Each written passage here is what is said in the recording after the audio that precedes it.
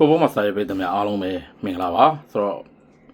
ဒါဒီမနက်ကစားသွားတဲ့ American အသင်းပေါ့နော် American အသင်းနဲ့ Paraguay အသင်းတို့ရဲ့ပွဲမှာ American က 4-1 နဲ့အနိုင်ရသွားတယ်ကိုပြတ်တယ်ပြီးတော့နောက်တစ်ဆင့်တက်ဖို့ round of 32ရောက်ဖို့အတွက်အရင်အခြေအနေကောင်းသွားတာနိုင်ပွဲတစ်ပွဲကိုပြတ်နိုင်ပွဲဖြစ်နေတဲ့အခါမှာဆိုတော့ဒီပွဲမှာကျွန်တော်အများကြီးပဲပြောချင်တော့ပေါ့ American အသင်းရဲ့အကောင်းဆုံးကစားသမား4ယောက်ပေါ့နော်တစ်သင်းလုံးကောင်းကြတယ်ဒါပေမဲ့အဲ့ထဲမှာအဓိက4ယောက်ဆိုတော့ American ဘောလုံးမှာနှစ်ပေါင်းများစွာမေးနေတဲ့မိကွန်းတစ်ခုရှိတယ်အဲ့ဒီအသင်းမှာကစားတာတော့ဟုတ်ပါပြီကိုးသွင်းမှာဘာတူလဲဆိုတော့မိကွန်းအဲ့ဒါက American ခေတ်အဆက်ဆက် American အသင်းဟာဒီခံစစ်ကစားသမားကောင်းတွေနဲ့ထွက်ပေါ်ခဲ့မှုတယ်ဒီကွင်းလက်ကျဲပွင့်တွေထွက်ပေါ်ခဲ့မှုတယ်တိုက်စစ်ကစားသမားတွေရှိတယ်ကိုးသမားကောင်းတွေထွက်ပေါ်ခဲ့မှုတယ်တိုက်စစ်မှုအနေနဲ့ဆိုအဲ့ဒါအများနဲ့ပြတ်သလားဒါပေမဲ့ဒီပွဲမှာဒါကျွန်တော်တို့ Arsenal Academy ထွက်ပေါ့နော်ဒီကစားသမားဟောင်းလေးပေါ့ Arsenal အသင်းကနေထွက်သွားတာဘာလိုကန်ဟာအဲ့ဒီမေခွန်းအတွက်ဒါကျွန်တော်တို့အဖြေလို့ပြောရမယ်ပုံစံမျိုးဘာကြောင့်လဲဆိုတော့တခြားအသင်းတွေမှာတခြားကမ္ဘာထိပ်တန်းအသင်းကြီးတွေမှာ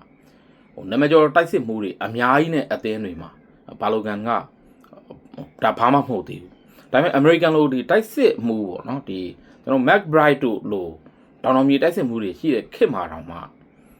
American ကအဲ့မေခွန်းဟာပြဿနာပြိုင်ပွဲကြီးတွေမှာဒါပေမဲ့ဒီပွဲမှာဘာလို့ကန်သူ့ရဲ့ဒီဘယ်လိုခေါ်မလဲအရေးအသွေးပေါ့နော်သူ့ရဲ့အရေးအသွေးဒီပြီးတော့ဒီကိုသွင်းစွမ်းရည်ကိုသွင်းဆိုင်နေမကဘဲနဲ့အသင်းဖော်ရည်နဲ့ထိတ်ဆက်ကစားနိုင်စွမ်းပြီးတော့ဒီ reference point အနေနဲ့ focus point အနေနဲ့ကစားနိုင်စွမ်းပိုချတီနိုရဲ့အသင်းအတွက်ဒီအရေးပါတဲ့အခန်းကဏ္ဍတစ်ခုတိုက်စစ်ဇုံကနေပြီးတော့ဒီစုပ်ကင်ထားနိုင်စွမ်းဆိုတော့ဒီအချက်တွေကြောင့်ကျွန်တော်တော်တော်လေးချီးကျူးမိတယ်သူကစားတော့ယုံကြည်မှုအပြည့်ရှိတယ်ပြီးတော့ talent လည်းရှိတယ်ပြီးတော့ pace နဲ့အတူ physicality လည်းကောင်းတယ်ပေါ့နော်ဆိုတော့ဒီပွဲမှာသူ့ရဲ့အဓိကအားသာချက်ကတော့အဲ confidence ယုံကြည်မှုနဲ့ပြီးတော့ composure ပေါ့နော် composure ကိုလည်းသူပြသနိုင်ခဲ့တယ်ဘာလိုကန်က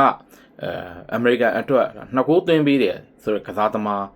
ဆိုတာနဲ့တင် hotline ဖြစ်နေပြီဒါပေမဲ့အဲ့ဒါတွေမကပဲနဲ့ American အသင်းရဲ့တိုက်စစ်ကိုပုံဖော်ပေးတဲ့ American အသင်းရဲ့တိုက်စစ်ကိုအတိတ်ပဲသတ်မှတ်ပေးတဲ့တကယ်ဒီ point of reference ဆိုတဲ့ကစားသမားမျိုးဖြစ်ခဲ့တော့တွေ့ရတယ်เนาะအဲ့ဒါဘာလို့လဲနောက်တစ်ယောက်က Christian Pulisic ဒုတိယပိုင်းမှာကစားသွားတဲ့အခါမှာအဲ့ဒုတိယပိုင်းဘာဖြစ်သွားတာလဲဆိုပြီးတော့ပရိသတ်တွေနည်းနည်းစိုးရိမ်နေကြတယ်ကျွန်တော်ကိုယ်တိုင်လည်းဘာသတင်းမှဖတ်ချင်လည်းမရဘူးပွဲပြီးတာနဲ့ရိုက်ဆရာရှိတယ်တန်းစီရိုက်နေဖြစ်တဲ့အတွက် Pulisic သတင်းအစအနကျွန်တော်ဘာမှမရှာသေးဘူးပေါ့နော်ဒါပေမဲ့တေချာတာကတော့ဒီပထမပိုင်းမှာသူလုပ်ခဲ့တာတွေကဒီပွဲရဲ့ direction ကိုဆုံးဖြတ်ပေးသွားတာပဲအစင်အတန်းသိမ့်မကွာဘူးဆိုတဲ့အသင်းနှစ်သင်းတကယ်လဲ American နဲ့ Paraguay နဲ့ဟာအစင်အတန်းသိမ့်မကွာတဲ့အသင်းတွေပဲအဲ့တော့အစင်အတန်းသိမ့်မကွာတဲ့အသင်းနှစ်သင်းဟိုဘက်17ယောက်ဒီဘက်17ယောက်ကစားကြတဲ့အခါကစားသမားတဦးကဘယ်လိုခေါ်လဲခြေစွမ်းပြနိုင်တယ်ဆိုတော့ကျွန်တော်တို့မြင်ခဲ့ဘူးပါတယ်ဒါပေမဲ့အစင်ကွာနေတယ်ဆိုတဲ့ပုံစံမျိုးပြတာဥပမာကလေးတွေကြားထဲရောက်နေတဲ့လူကြီးတယောက်လို့ပေါ့နော်ဒီပြိုင်ဘက်အသင်းရဲ့ကလေးတွေကိုစိတ်ကြိုက်လှုပ်ချင်တိုင်းလှုပ်နေတယ်ဆိုတဲ့ပုံစံမျိုးလောက်အထိမှုံဝင်နေတဲ့ Ronaldinho လို့နေမာလို့အဲ့ဒီလိုပုံစံမျိုးကိုမြင်ရတာ Pulisic ကစားတဲ့ပုံစံက channel ကိုဆွဲဖွင့်ပေးတယ်ပြီးတော့ဒီဘေးလိုက်ဆွဲချဲ့တယ်တောင်လိုက်တက်ဆင်းဒုက္ခပေးတယ်ပြီးတော့ diagonal runs တွေနဲ့ box တွေကိုဝင်တယ်ဖန်တီးမှုတွေလုပ်ပေးတယ်ဂိုးမသွင်းနိုင်ခဲ့တာကလွယ်ပြီးကျန်တာအရာအကုန်လုံးကို Pulisic လုပ်ပေးနိုင်ခဲ့တယ် Paraguay ခံစစ်ဟာအဲ့ Pulisic ကြောင့်ပဲနေရာလွတ်တွေဟာကွက်တွေပေါ်ပြီးတော့အဲ့ဒီမှာဒီအုံကိုဖြစ်တာလေဒီ Pulisic ရဲ့ဒီအဲ့ဘေးလိုက်ဆွဲချဲတာခံရလို့ပြီးတော့နောက်တစ်ခါဒီဘာလိုကန်သွင်းတဲ့ကိုဆိုလဲအဲ့တော့တယောက်ကကြော်ခိုင်းပြီဆိုနောက်တယောက်ကပြန်ဖာထေးရတယ်အဲ့ဖာထေးသွားတဲ့အတွက်လွတ်သွားတဲ့အပေါက်ကိုနောက်တယောက်ကဖာထေးရပြီဆိုတော့စင်ကဲဖာထေးမှုဖြစ်စဉ်တွေထဲမှာဟန်ချက်ကြီးဝုန်းကနေတိုင်းကနေချက်ချင်းစီသွားတာမဟုတ်အပေါက်တွေကကြံခဲ့တယ်အဲ့အပေါက်တွေမှာဘာလိုကန်ကန်သွားတာဆိုတော့တွေ့ရတယ်ဆိုတော့ဒီဘက်မှာဒီPulisic ရဲ့ acceleration ဟာအင်မတန်ကြောက်စရာကောင်းတယ်ပြီးတော့သူ့ရဲ့ direct carrying ဟာအင်မတန်ကြောက်စရာကောင်းတယ် traveling လုပ်ပုံတော်တော်လေးကောင်းတယ်ပြီးတော့ခံစစ်ကစားသမားတွေကြားထဲမှာသူ့ရဲ့ decision making ဟာကျွန်တော်အကြိုက်ဆုံးနဲ့အထူးခြားဆုံးလို့လည်းပြောလို့ရတယ်ဆိုတော့ Captain America လို့သူ့ကိုဒီဘယ်လိုခေါ်မလဲနာမည်ပြောင်းပေးကြတယ်ဗောနော်ချက်စနိုးနဲ့တကယ်လဲ Captain America ဆိုတဲ့ပုံစံမျိုးကိုသူပြသနိုင်ခဲ့တယ်နောက်တစ်ယောက်က Mechanic ကAmerican အသင်းရဲ့ star boy လေး လွန်ခဲ့တဲ့4-5နှစ်ထဲကမက်ခနီစပေါ်လာကစားတွေကအမေရိကန်အတွက်အနာဂတ်မှာအားထားမဲ့ကစားသမားအဖြစ်အတိမတ်ပြုခံထားရတယ်ဆိုတော့ဒီပွဲမှာဒီ politics လောက်မတောက်ပပြီမဲ့ပြီးတော့2 ဂိုးသွင်းတော့ဘာလို့ကန်လောက်မတောက်ပပြီမဲ့မက်ခနီကအမေရိကန်အသင်းတစ်သင်းလုံးရဲ့ rhythm ကိုဒီလှုပ်ရှားတောက်ဝင်စေတဲ့ကစားသမားမျိုးဖြစ်သွားတယ်ဆိုတော့မက်ခနီ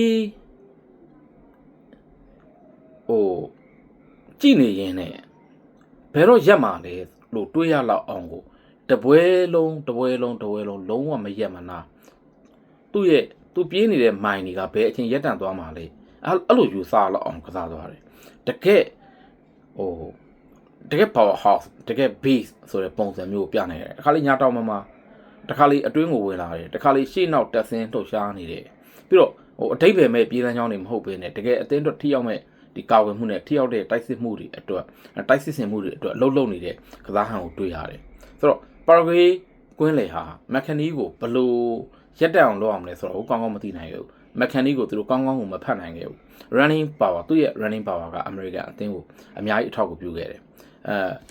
Tillman လည်းကျွန်တော်ကြိုက်ပါတယ် Malik Tillman လည်းဒါပေမဲ့ကျွန်တော်အဓိကအကြိုက်ဆုံးကတော့ Tyler Adams system ရဲ့တကယ် invisible anchor ပဲ Tyler Adams ကအမှတ်တမဲ့ဆိုရင်တော့တတိမထားဘူးဆိုရင်တော့